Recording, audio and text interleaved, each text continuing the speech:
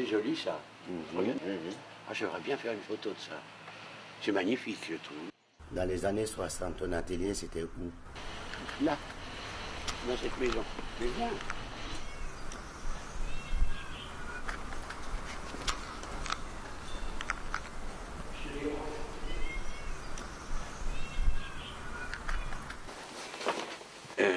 Oui. Je me dis, tu vois, oh, je vois, oui, la soupange. Oui, ici c'est tout fermé. Hein. Oui, mais toi tu l'as connu, pas Oui. moi. Oui, fermé avec ici un trou pour le godin. Pour le godin, quoi, le chauffage. Hein. Oui, et nous vivions quand même à 4 là. Hein. Ma soeur, ma mère et Dans moi. une moitié. Mon père, il devait peindre de l'autre côté, je crois. Ah d'accord, oui, donc il y a... Il devait peindre un peu là, oui. Mais là, c'est fermé, ça allait jusqu'au bout aussi. Oui, il y avait une porte là. Ah oui, c'est ça. Non, mais ça va plus loin. Ouais. Oui, oui. C'est si petit. Vous avez connu des étudiants africains qui étaient dans l'atelier Parce que moi, des lui, Yankers? il était le... Non, alors là, non. C'est pour ça qu'il fait un film sur mes étudiants africains. Oui. Je suis pas allé dans son atelier à l'époque. Tu ne te rappelles pas qu'il y avait beaucoup d'Africains? De Côte d'Ivoire, du Gabon, du Sénégal, oui. Non. Tous les Congo, francophones. je me souviens pas. Ils venaient dans mon atelier aux Beaux-Arts. Et alors, lui, il dit, bah, avait eu l'idée de faire un film sur moi et sur eux. Et maintenant, il retourne à Abidjan, il les filme aussi là-bas. Comme ils sont devenus. Qu'est-ce qu'ils sont devenus? Très très bien. Tu sais, on devrait faire ça pour les artistes français. Hein. Qu'est-ce qu'ils sont devenus? Oui. Ceux qui avaient une telle passion, soi-disant, quand ils étaient enfants. Hein. Qu'est-ce qui... C'est facile d'être artiste à 25 ans, à 20 ans. Et à 84, c'est plus difficile. Tu sais, non, mais j'ai vu des gens disparaître, moi. Des jeunes qui avaient un talent fou, j'en ai vu plein. Hein. Et puis dans la ville, les rencontrer dans la rue comme ça. Et alors, que venez-vous? Oh, ben je suis épicier, je suis bistrot. Oui, ça m'est arrivé aussi, Hein? ça. Quoi? De rencontrer des anciens élèves et puis de voir qu'ils avaient complètement... Non, toi, t'es un vrai poète, je crois. Tu changeras jamais. Ça déconne, non? Mais où est la ruche, là-dedans? Oh, c'est fini ça, attends, je peux faire autre chose. Maintenant. Ah, c'est fini, la ruche. Par contre, il y a une Mais non, jolie... attends, c'est pas fini parce qu'on a fait une expo à Sarlat encore en début d'année Oui. sur le thème de la rue. Ah oui. J'ai reçu un coup de téléphone à Paris. J'ai raconté ça? Non, Allô, c'est petit frère. Au téléphone. non, tu m'as pas encore. Je dis bonjour monsieur, de quoi s'agit-il? Il me dit, je te dis, c'est petit frère. Alors je dis, vous avez un joli nom, d'accord, mais ça ne m'explique pas votre... Pourquoi vous me téléphonez? Oh merde, alors c'est petit frère de la ruche, me dit-il. Alors tu te rends compte ce qui se passe? De la ruche, de la ruche. J'avais presque le téléphone, mais... Ah, Chauchon. Il me dit oui. On faisait nos devoirs chez la mamine, là, à 7 ans. Et il en a 80 comme moi. Il y a des gens qui ont 75 ans. Et il me rappelle, et il me tutoie, et il m'appelle ses petits frères, comme si on s'est vu hier. Il a 75 ans. C'est fou ça, tu comprends? Et comment est-ce qu'il a retrouvé Alors attends. Par Paul-Émile Victor et le pôle Nord. Oh la vache. Il est devenu mécanicien sur les sondages dans la glace, au pôle Nord. Il est mécanicien de son métier, puis un peu aviateur, il était aventurier, enfin c'est un garçon formidable, le petit frère. Après on se voit maintenant, on se téléphone maintenant, on se revoit. Et un jour, au pôle Nord il fait beaucoup, nuit beaucoup, alors on lit beaucoup. Et un jour dans la bibliothèque, j'ai trouvé un livre de Simone de Beauvoir, la compagne de Sartre, là, où elle évoque sa rencontre au Sahara avec un géologue, avec qui on a vécu un mois avec Simone de Beauvoir et Sartre à Gao. Alors je lui ai fait un peu des confidences à ce moment-là, et elle l'a noté dans ce journal, elle, Simone de Beauvoir. Et lui, j'ai dit, un peintre, il vivait à la ruche, je lui parle de la ruche. Oh, mais c'est Jacques. Et après, il a attendu plusieurs années avant de me rappeler, tu vois. Puis après, il a dû regarder dans Internet ou je sais pas quoi, c'est comme ça qu'on s'est revu. Par le pôle Nord. Quelle histoire. Et par Paul c'est ébouriffant. À 75 ans, il m'appelle, ou 80 ans. Et on se revoit, et un type formidable, intéressant, il est formidable. C'est une nostalgie quand même. J'ai pas grand chose. Non, c'est bien.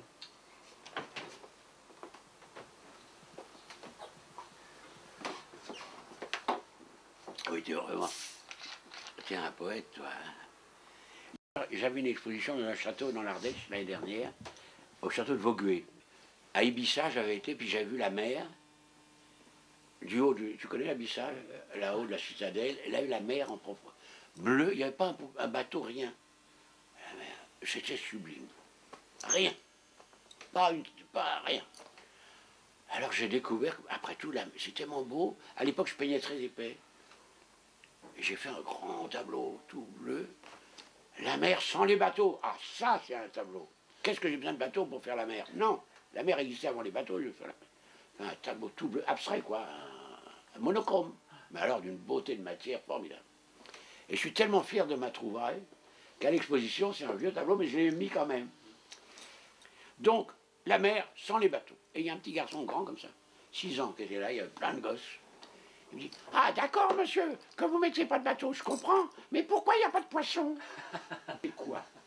C'était tellement beau comme réaction. D'accord monsieur. Il était d'accord avec moi.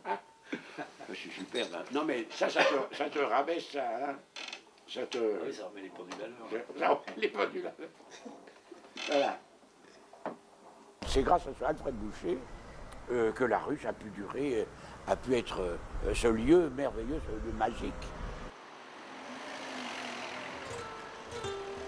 Il y a un musée ici, hein. Si tu venais à la Baume, tu verrais à la Baume, c'est un musée. Ouais. Ici, non. Ça, c'est du Cameroun, ça. Ça, oui. C'est super. C'est les Camerounais qui ça. C'est magnifique, hein. Hein? C'est sublime, hein, ça. Ouais. Oui, c'est Bamilé qui chante, t'as raison. Oui.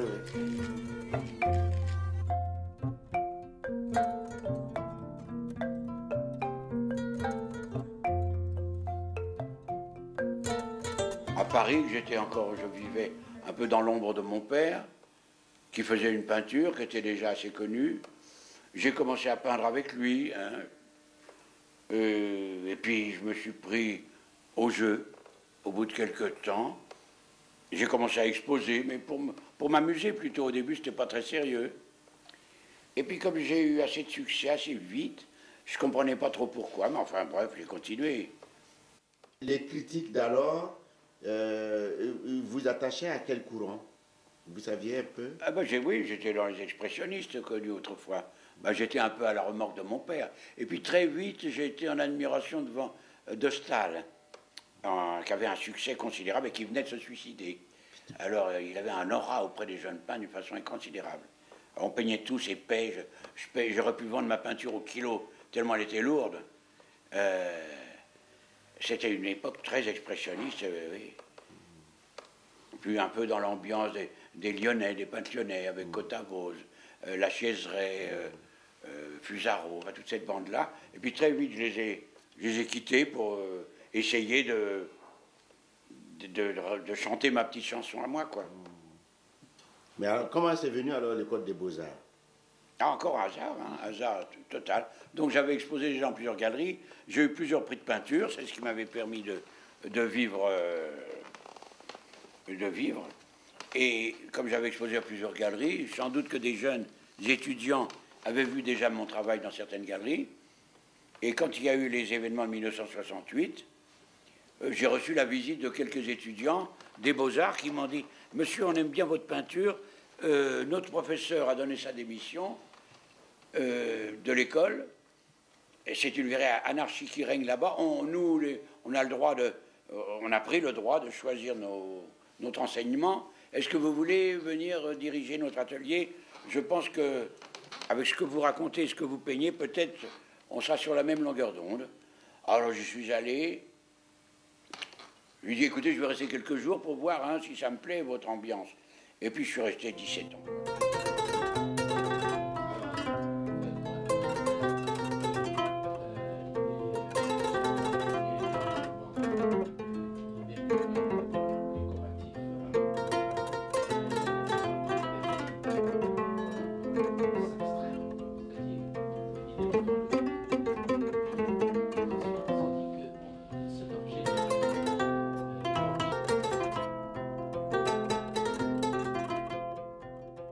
Ce qui m'a fasciné quand ils sont arrivés les premiers, dont Kinvac et Kra et de ses copains, c'est qu'il y en a qui sont arrivés avec un tapas, littéralement un tapas crevé, vraiment la matière sur laquelle ils travaillaient, qu'ils utilisaient là-bas et qu'ils avaient ramené ici.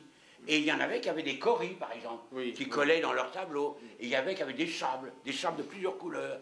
Alors ça m'avait fasciné, je me dis vraiment une culture tellement prégnante, qui veulent transposer jusque dans nos pays occidentaux, ça j'avais un respect, tu comprends, extraordinaire.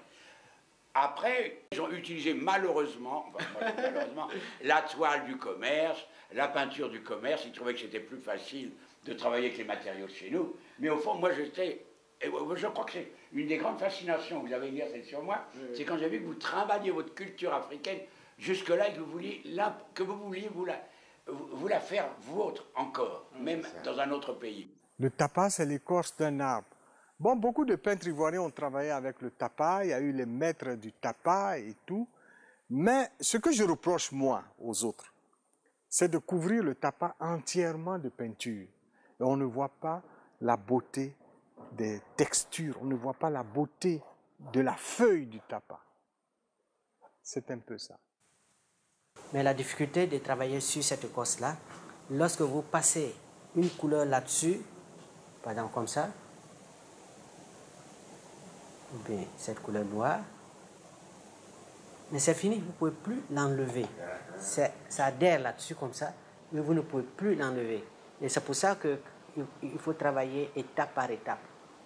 Pour savoir où il faut placer la couleur noire, la couleur marron, ainsi de suite. Mais je n'ai pas encore eu une technique ou bien une matière pour enlever entièrement la ligne que je ne voudrais pas. Soit je passe carrément du blanc là-dessus, or c'est pas ce que je veux. C'est la partie la plus difficile quand on utilise la couleur végétale. On ne peut pas l'enlever comme ça. Ces deux couleurs-là, le noir et le marron, c'est terminé, c'est là-dessus.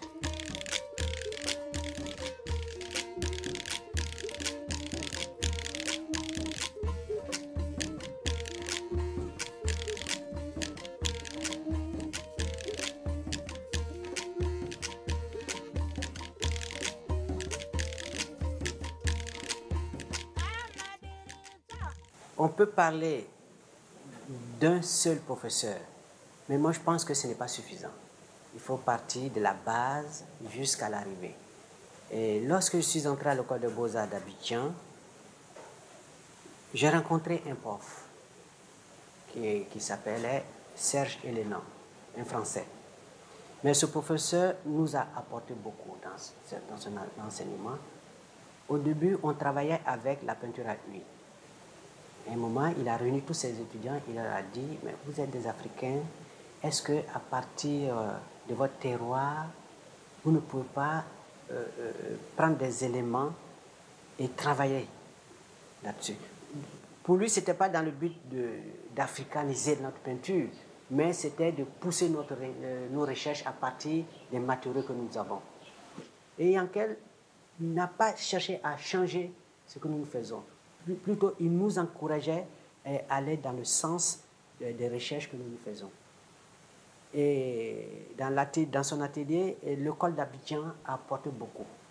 Parce qu'à partir de nos recherches, nous avons influencé beaucoup plus les étudiants des autres pays.